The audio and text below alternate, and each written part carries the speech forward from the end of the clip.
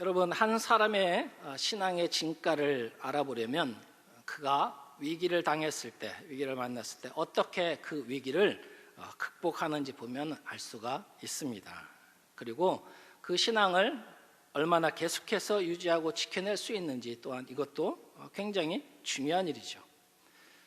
우리가 살아가는 동안에 여러 차례 크고 작은 그러한 위기를 만나게 됩니다.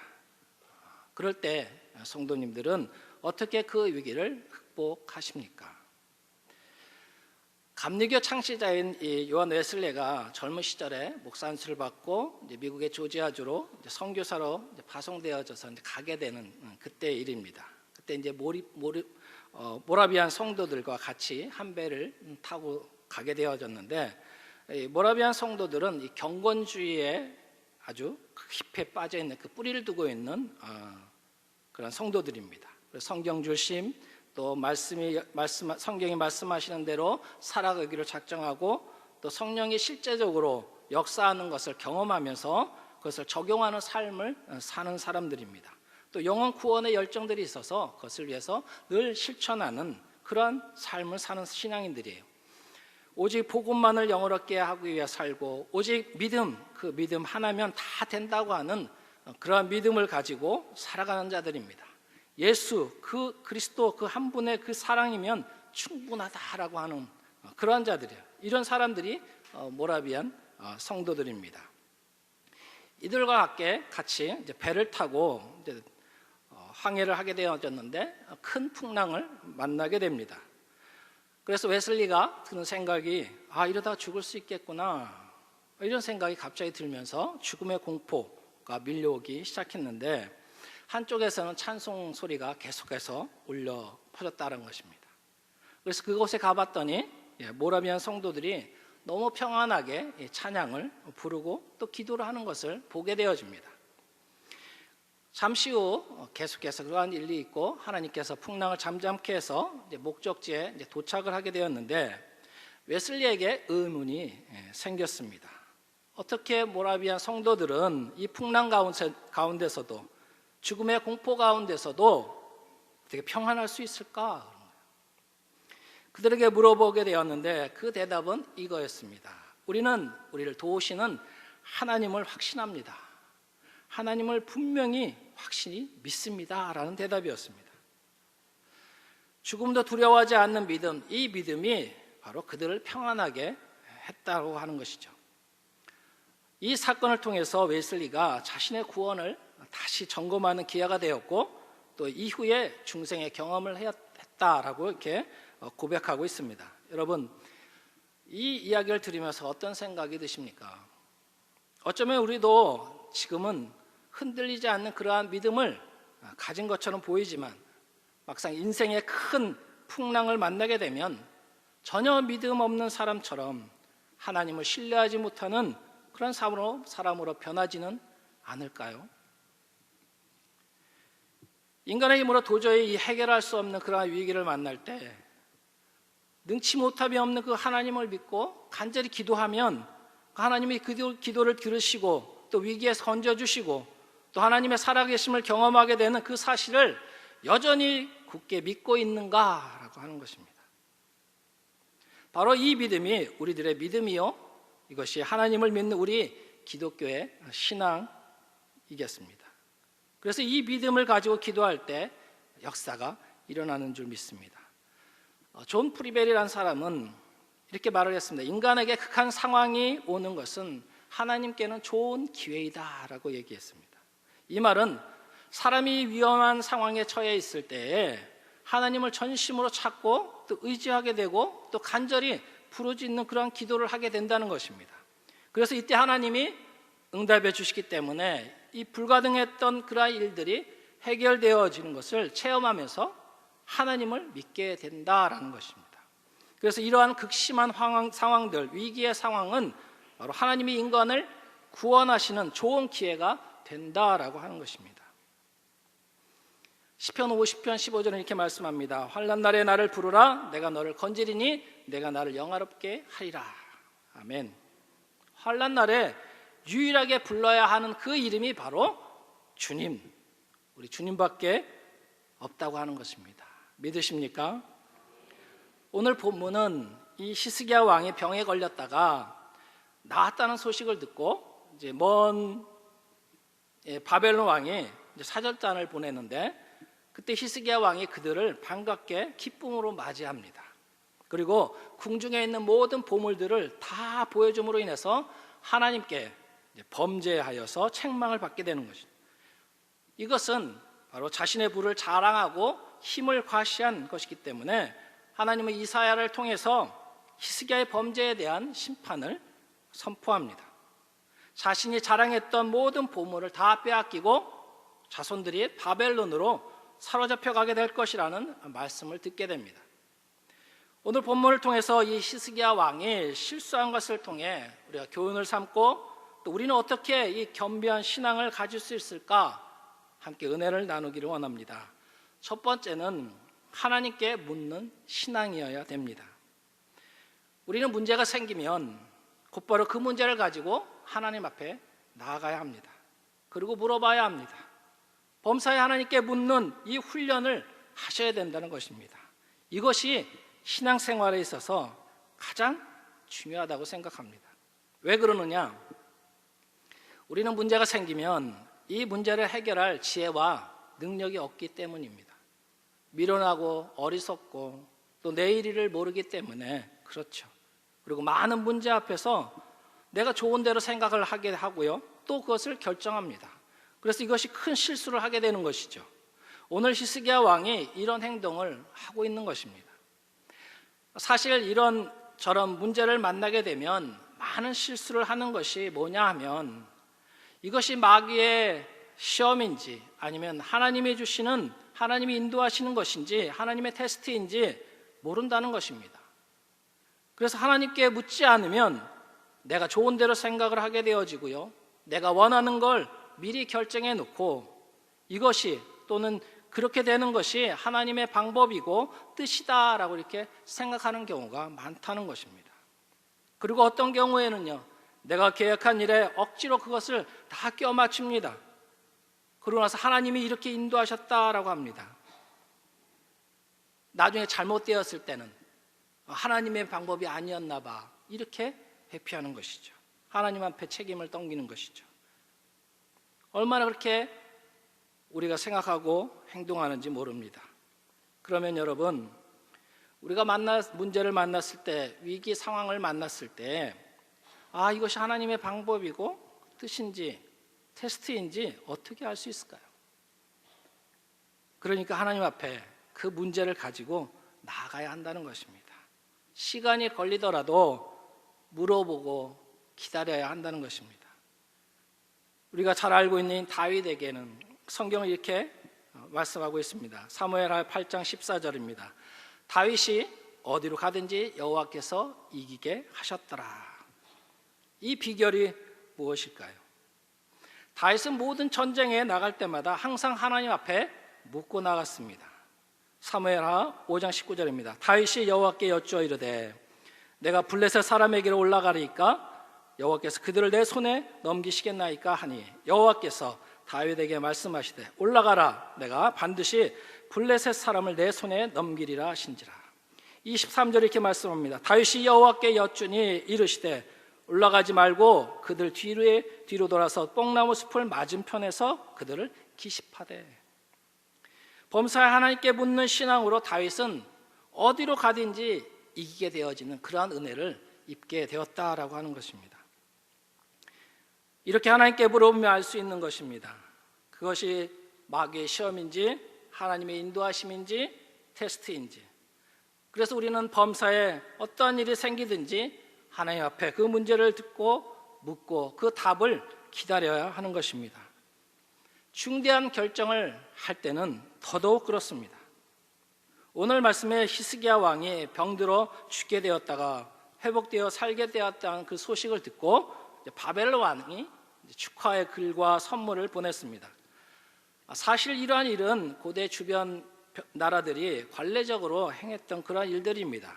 그러나 바벨론 왕이 이 히스기야 왕에게 선물을 보낸 데는 순수한 병문안 차원이 아닌 정치적인 목적이 숨어 있었다라고 하는 것이죠.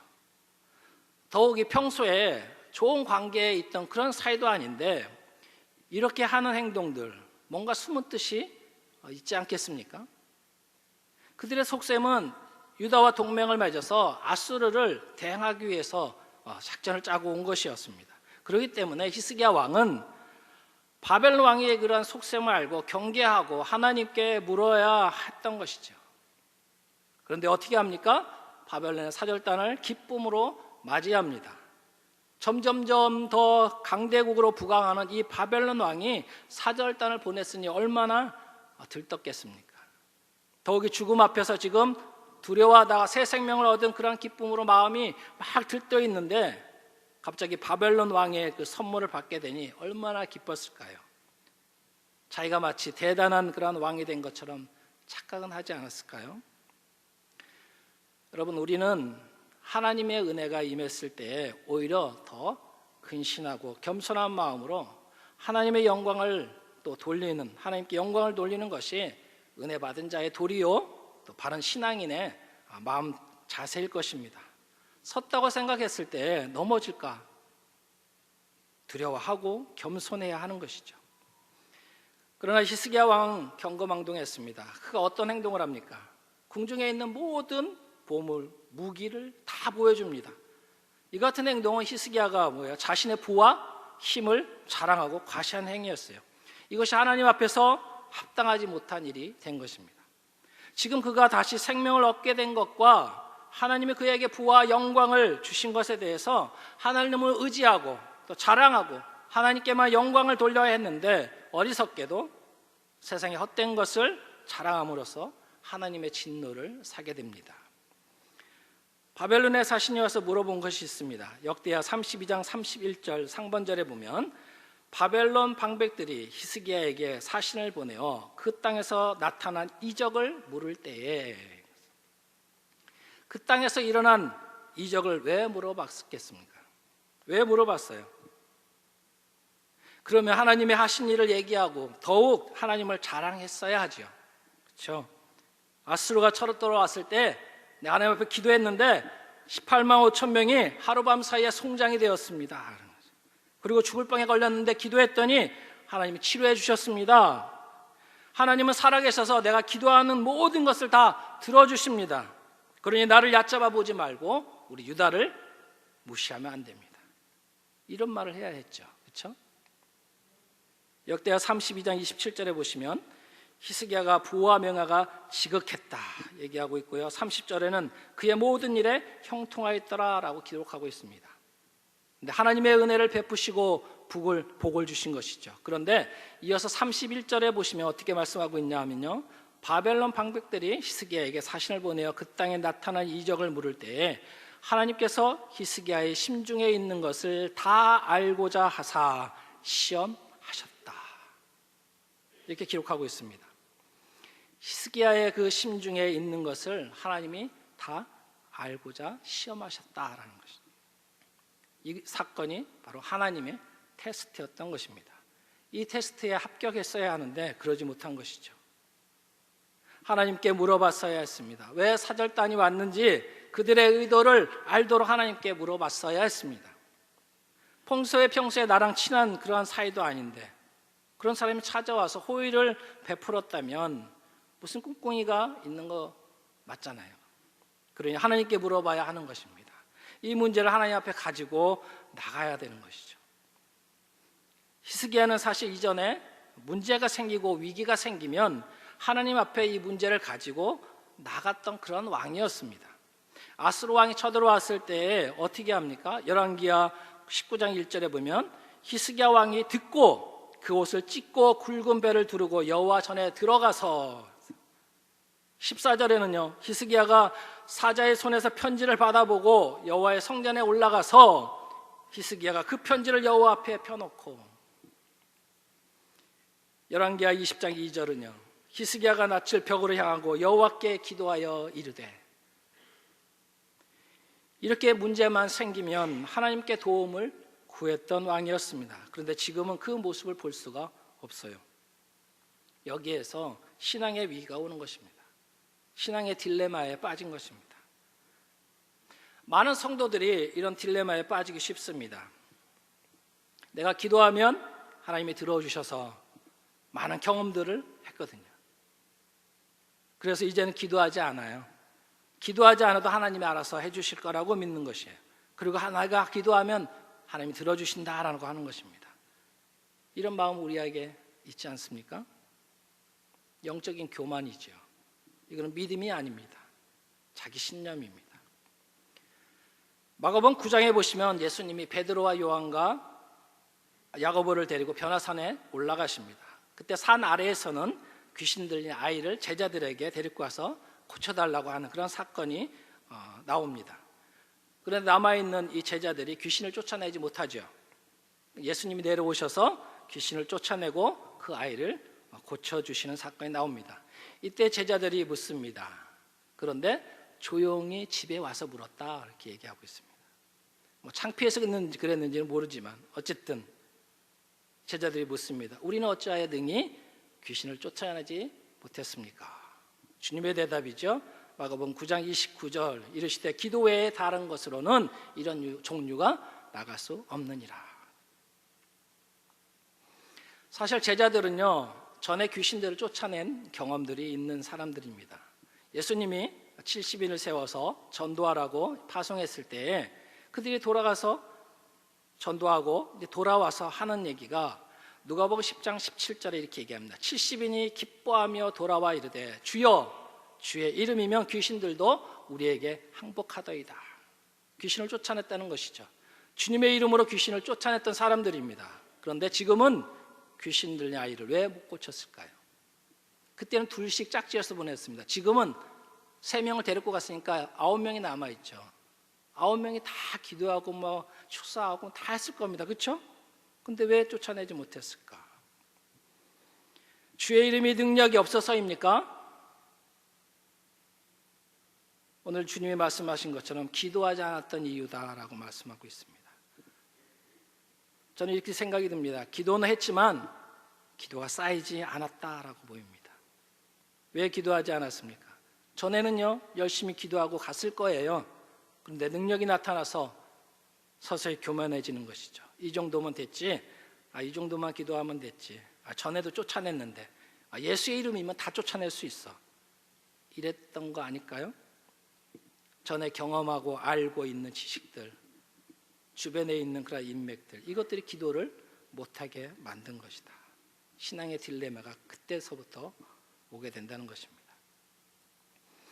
히스기야에게 찾아온 이 신앙의 딜레마를 벗어나는 길은 나를 불쌍히 여겨달라고 기도하는 것입니다. 목숨을 내어놓고 기도하는 것입니다. 낯을 벽을 향하고 하나님을 바라보고 기도하는 것입니다. 문제를 가지고 전과 같이 주님 앞에 나오는 것입니다.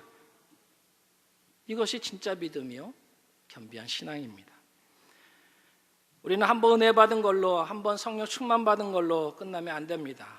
부흥회 때나 특별 집회 때나 이때 은혜 받는 걸로 평생 간다고 생각은 안 하시겠죠. 큰 오산입니다. 평택 위에 있는 오산. 너무 딱딱하신 것 같아서. 우리는 매 순간마다 은혜를 구해야 하고요, 성령의 충만함을 구해야 합니다. 그리고 모든 예배에 참석하실 때마다 은혜와 성령의 충만을 받기를 위해서 기도해야 합니다. 기도를 쌓아야 능력이 나타납니다. 신앙의 위인들은 한결같이 하나님 앞에 물어보고 행동했습니다. 그래서 하나님의 위대한 역사를 이루어낸 것입니다. 하나님께 늘 물어보면서 하나님의 뜻을 구하며 도움을 구하는 저와 여러분이 다 되시기를 예수님의 이름으로 축복합니다. 자, 두 번째는 마지막으로 즉각적인 회개의 신앙입니다. 3절에 보시면 이사야 선지자는 이 히스기야 왕에게 그 사람이 무슨 말을 하였으며 어디에서 왔냐고 이렇게 물어봅니다. 히스기야 왕은 바벨론에서 왔습니다 라고 대답하죠. 이사야 선지자하고 이 히스기야가 주고받는 이 질문과 대답은 표면적으로 볼 때 너무나 평범한 내용들입니다. 그렇죠? 이사야는 근데 굳이 히스기야 왕에게 묻지 않아도 그들이 바벨론에서 왔음을 알고 있었습니다. 그런데 왜 물어봤겠습니까? 이사야 선지자가 바벨론에 온 사신에 대해서 물어봤을 때는 히스기야의 지금 행동을 책망함에 내포되어 있다는 것입니다. 그런데 이사야의 질문에 대해서 히스기야 왕은 대답을 회피하고 다른 말로 합니다. 바벨론과의 동맹에 대해서 이사야 선지자가 싫어한다는 것을 알고 있었기 때문에 히스기야 왕 자신도 또 하나님만을 의지하고 또 세상의 칼을 의지하지 말아야 한다는 그 사실을 알고 있었습니다. 그런데도 지금 하나님의 뜻을 어기면서까지 솔직한 대답을 하지 않고 있는 것입니다. 바벨론의 사신이 왔음을 강조하면서 자신의 행위의 정당성을 변명하고 있는 것이죠. 큰 나라의 사신이 왔는데, 먼 데서 왔는데 당연히 환대하는 것이 옳은 일이 아니냐라고 이렇게 은근히 강조하고 있는 것입니다. 이사야 선지자가 또 묻습니다. 바벨론 사신들이 왕궁에서 무엇을 보았습니까? 이 말에도 히스기야에 대해서 책망하는 소리가 담겨 있는 것이죠.